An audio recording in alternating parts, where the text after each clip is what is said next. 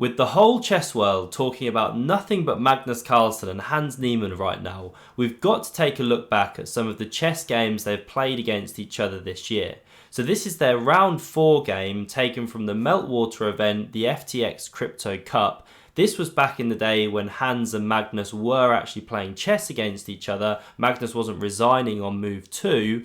And here we have Hans Niemann with the white pieces, Magnus Carlsen with black. And it's over in just 31 moves. Let's see what happened. So Hans kicks off with e4 and Magnus goes g6. Now this is called the modern defense, but it's very similar to the Pirtz, which starts with pawn to d6. We'll see a lot of overlap in a moment. So d4 from Hans, bishop g7, knight f3, and now pawn d6. This is where there's a lot of ways to just mix up the move orders. Bishop e2 now played, quite a modest looking move. You can also go bishop c4 there, knight f6, knight c3 defends this pawn, and now we had castles from both players, and Magnus goes for pawn to e6. So it's a very flexible setup for black. You could have gone c6 there, a6, even knight c6 is a very provocative move.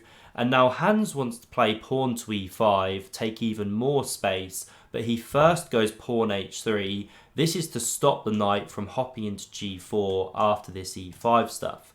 And now b6 from Magnus. Very logical move. He blocked in this bishop when he played pawn to e6, so now he wants to develop it like this, put pressure on the centre. e5 now from Hans. He takes the space. Magnus captures that pawn. Pawn recaptures. We see the queens come off the board here, and now because h3 took away this square, the knight has to drop back to d7. So white's in the driver's seat, got the space, and already a rook on the only open file on the board. But here Hans goes wrong. He gets a bit hasty, goes knight b5, going after this weakened pawn. What he should do here is the simple developing move, bishop to f4, protect this pawn, say Magnus carries on like this, well now you can go rook to d2, and you're preparing to double on the only open file, advantage to white. But what we had instead was knight to b5 here, targeting this pawn, and now Magnus doesn't play the most precise reply here. So best was pawn to a6, and this sets a trap, because if the knight takes on c7, free pawn, right? Well, then the rook comes to a7, and the knight's actually got no retreat squares, you're losing that minor piece. So this is the problem. When you hop the knight in here, a6 leaves this pawn, it's not actually a threat. You'd have to retreat, and then black develops, they've gained time. So that's why this wasn't so good, but Magnus goes bishop a6. Now the move is somewhat more justified, and still you can't be taking the pawn. This time because Magnus takes the bishop on e2. If you pick up this rook, we pick up this rook. Or if you move this rook, well then still black's coming ahead in the tactics here. So you just can't play like this. So bishop f4 was played instead. Covers this pawn. Now we had rook to c8 from Magnus. And pawn a4 from Hans. He's got a really nice idea behind this. a5, get the a file open for his rook to start blasting. So Magnus tucks his bishop back. a5 comes, and Magnus counters with pawn to a6. He doesn't want the white pawn to get there potentially. Could be very, very cramping, or black opens that file, who knows. So he pushes that knight back, or does he? So the best here was for Hans to retreat. He should have gone knight to c3. You could have a line like this. This is the best move, b5. But then again, white can go rook to d2. Now black does set up this nice pawn centre here, gets this one out, but there's still some development issues as we can see. Meanwhile, white doubles on the open file, again it's advantage to white. So this is how Hans should have gone, but in this position here, he doesn't retreat the knight, he plays takes on b6, a very tactical and daring line, giving up a piece, and this is his follow-up move. So he goes rook to a7, and there's some really sneaky tactics going on here.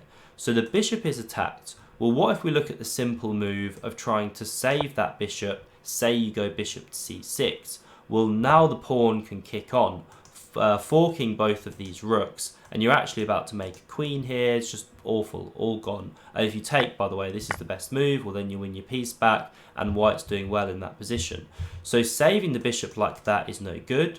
What happens if you take this rook? This wasn't played either. Well, now when the pawn recaptures, you're forcing this knight to develop or it gets taken, and then you take this knight here. It's just left the protection. So some really nice ideas from Hans, but the problem is this refuting move that Magnus played, knight takes on b6. So it's no longer attacked by this rook, and when Hans recoups his piece, which he has to play, he is a piece down, remember, well, now this rook is getting trapped. Knight c6 comes, knight a5 threatened, winning the rook, and it just can't get out. It's boxed in.